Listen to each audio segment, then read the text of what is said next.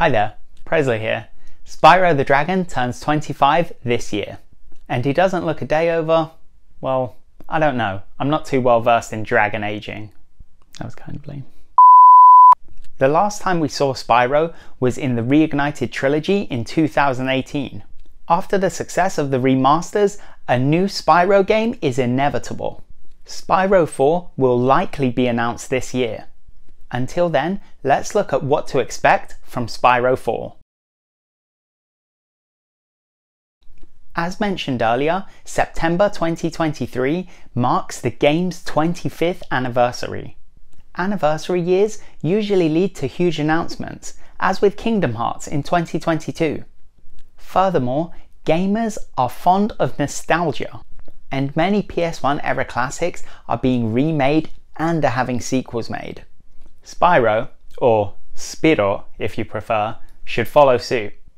Does anyone say Spyro? The perfect comparison is Crash Bandicoot. Just a disclaimer, I'm going to be comparing Spyro to Crash a lot in this video, so let's start a Crash count. Speaking of Crash, in the Crash 4 level food run, there is a Spyro Easter egg. The Easter egg actually has a logo for Spyro 4. This might be evidence that Spyro 4 is already in active development. With the critical and commercial success of the Reignited Trilogy, a new Spyro game is a matter of when, not if. So, is there any indication of when the game might be released? Well, the Platinum Trophy for Year of the Dragon in the Reignited Trilogy was called Party Like It's 2024. Is this a hint of some kind? Well, maybe not. But 2024 is the Year of the Dragon in the Chinese zodiac, and it is a realistic time frame for the game to have been completed. So taking all of this into account, there wouldn't be a better time to release Spyro 4. This would suggest that an announcement this year is probable. If a new Spyro game is in development, where does the game fit in with the rest of the series? A safe bet would be to scrap the continuity from the reboots. The next Spyro game should continue from where Spyro Year of the Dragon left off. Once again, this is exactly what our old pal Crash did in It's About Time. Spyro Reignited Trilogy should be the start of the new continuity. Thus, the next game should establish itself as the true Spyro 4. The success of the Reignited Trilogy proves that the gameplay still holds up. Thus, Spyro does not need another reboot. Instead, the game should simply modernize the classic Spyro gameplay. Spyro 4 must continue the classic platformer and old collectathon style gameplay from the Reignited Trilogy. The same formula from the Insane Trilogy worked wonders for Crash in Crash Bandicoot 4 It's About Time. Spyro 4 should play like the originals, but bring something new and unique to the table, like the quantum masks in Crash 4. The series could reintroduce the elemental breaths from Enter the Dragonfly. Realistically, Spyro 4 does not need to take many risks with the gameplay because the gameplay is solid. The make or break factor in these already established platformers is the level design. Thus, the next game should give players more reasons to revisit old levels, such as new upgrades and abilities that unlock new areas. Needless to say, Spyro 4 should be the biggest Spyro game yet. Later Spyro games opted for less hub worlds with more levels in each, but Spyro 4 should have multiple hub worlds, each filled with many levels. If you add flights to Spyro's repertoire, like in Dawn of the Dragon, these hub worlds could be enormous open world environments. Spyro 4 should continue the trend of having multiple playable characters.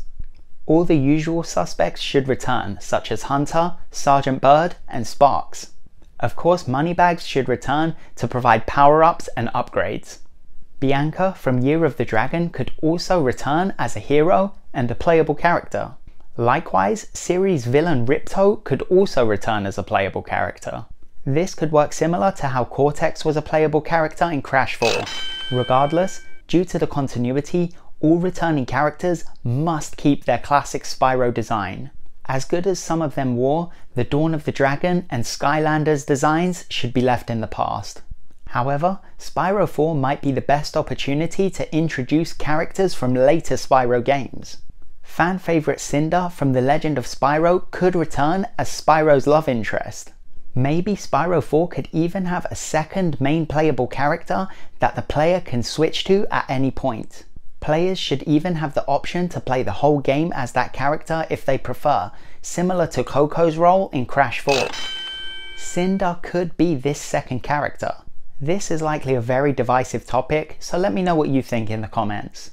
Whatever is decided, Spyro 4 wouldn't be considered a great new addition to the series if it didn't introduce some brand new characters. Before we look at the next point, I would just like to say, if you've made it this far in the video, give me a like and consider subscribing to Prez1990 for more gaming videos. Although Spyro debuted on the PlayStation, it has long been a multi-platform series. However, this could all change in the near future. Microsoft seek to buy Activision Blizzard for $69 billion. That's 56 billion Great British pounds sterling for my fellow countrymen. Though the deal has not yet been completed. It seems that the US are attempting to block the acquisition to prevent Microsoft monopolizing the gaming market. Other countries, including the UK, have also expressed their concerns. Microsoft is currently in the middle of a legal battle with the US for approval to complete the deal. If Microsoft win that case, will Spyro the Dragon become an Xbox exclusive? Only the future will tell. And there you have it, what to expect from Spyro 4. I have 11 lives, and unfortunately that's still not enough to complete Toxic Tunnels. As always, if you've enjoyed this video, give me a like. And consider subscribing to Prez1990 for more gaming videos.